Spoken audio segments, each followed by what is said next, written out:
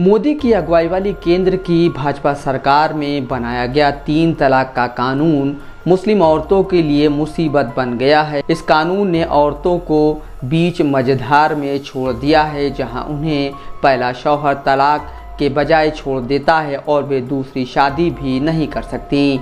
मई 2022 में आयशा के पति ने उन्हें उनके पिता के घर पर छोड़ दिया था और कहा कि अब वह उनके साथ नहीं रहना चाहता है। हैदराबाद की आयशा ने न्यूज़ वेबसाइट द क्विंट को बताया कि जब मेरे पति ने मुझसे ऐसा कहा तो मैंने उनसे कहा कि तो फिर मुझे तलाक क्यों नहीं दे देते, ऐसा करने से मेरी ज़िंदगी आसान हो जाएगी। आयशा के सवाल पर पलटवार करते हुए उसके पति ने कहा, यही तो वह बात है जो वह नहीं चाहता है।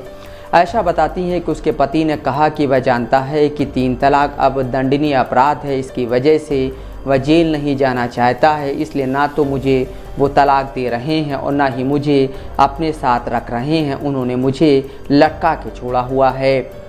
तेलंगाना के हैदराबाद में मौजूद Shaheen women's resource and welfare association दशकों से ट्रिपल तलाक यानी 3 तलाक से पीड़ित महिलाओं के लिए काम कर रहा है। लटका के छोड़ा हुआ है, ये लाइन इस एसोसिएशन में महिलाओं के बीच एक आम दुख का विषय है। 30 जुलाई 2019 को संसद द्वारा 3 तलाक को अपराध घोषित करने के लिए कानून पारित किए जाने के बाद से महिला सहायता केंद्र को केवल उन असहाय मुस्लिम महिलाओं की शिकायतें और अपीलें मिलती हैं जिन्हें उनके पतियों द्वारा छोड़ दिया गया है। 3 तलाक को अपराध घोषित करने से एक नई समस्या उपजी है, वह है परित्याग यानी कि छोड़ देने की। आयशा की तरह ही कई अन्य महिलाएं और भी हैं जिन्हें उनके पति ने बीच मझधार में छोड़ दिया है। इन महिलाओं के पति इस बात से अच्छी तरह वाकिफ़ हैं कि वे कैसे आधिकारिक रूप से 3 तलाक दिए बिना पत्नी से सभी संबंध तोड़ कर रह सकते हैं और इस कानून से आसानी से बच सकते हैं। जमीला निशात 2002 से शाहीन महिला सहायता केंद्र चला रही हैं। उनका कहना है कि 3 तलाक को अपराध घोषित करने से कई मुस्लिम महिलाओं के लिए फ़ायदे से ज़्यादा नुकसान साबित हुआ है। उन्होंने क्विंट को बताया, ट्रिपल तलाक कानून के अपराधीकरण और अधिनियम को इतना प्रचारित किया गया था कि आज हर एक मुस्लिम व्यक्ति इस बात से अवगत है कि उसे तलाक शब्द का इस्तेमाल नहीं करना है। बेशक तलाक लेने के और भी रास्ते हैं, लेकिन अब उनके अंदर एक डर है। ऐसे में वे बस यही सोच रहे हैं कि तलाक के झंझट में क्यों पड़ें। इस हालत में बीवी को छोड़ना उन्हें कहीं अधिक आसान रास्ता लगता है। मुस्लिम महिला विवाह अधिकार संरक्षण 2019 को ट्रिपल तलाक कानून के तौर पर भी जाना जाता है। इस कानून को संसद द्वारा 2019 में पारित किया गया था, लेकिन इस कानून के आने से 2 साल पहले तक ऐतिहासिक फैसले में सुप्रीम कोर्ट ने इस प्रथा को असंवैधानिक करार देते हुए रद्द कर दिया था। इसके बाद कई आलोचकों का कहना था कि चूंकि इस प्रथा को सुप्रीम कोर्ट ने पहले ही निरस्त और अमान्य कर दिया था, इसलिए इसे अपराध घोषित करने की ज़रूरत नहीं है।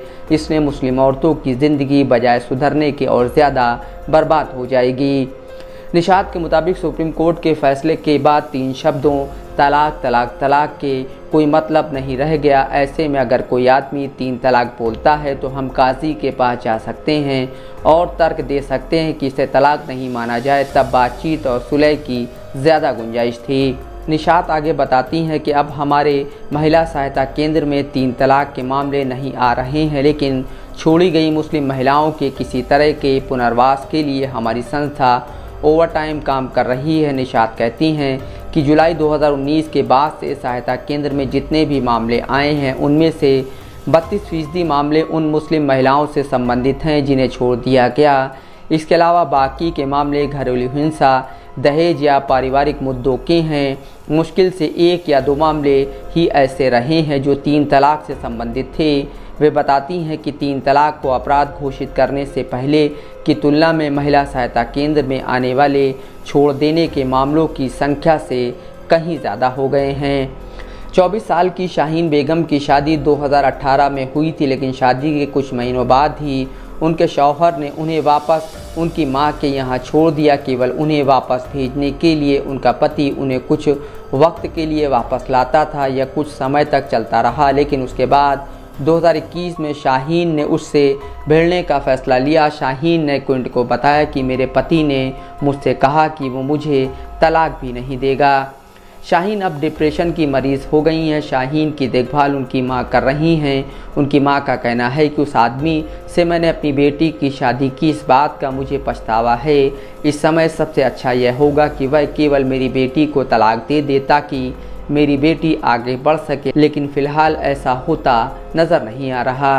आयशा सिद्दीक़ा 17 साल के बच्चे की मां है। वे पिछले कुछ समय से अपनी 18 साल की शादी को ख़त्म करना चाहती हैं। वे बताती हैं कि मैं एक ऐसे साथी के साथ घर बसाना चाहती हूं जो सपोर्टिव और सज्जन हो, ताकि मैं भी अपना जीवन शांति से बिता सकूं और अपनी इच्छाओं को पूरा कर सकूं, लेकिन बिना तलाक के मैं आगे नहीं बढ़ सकती।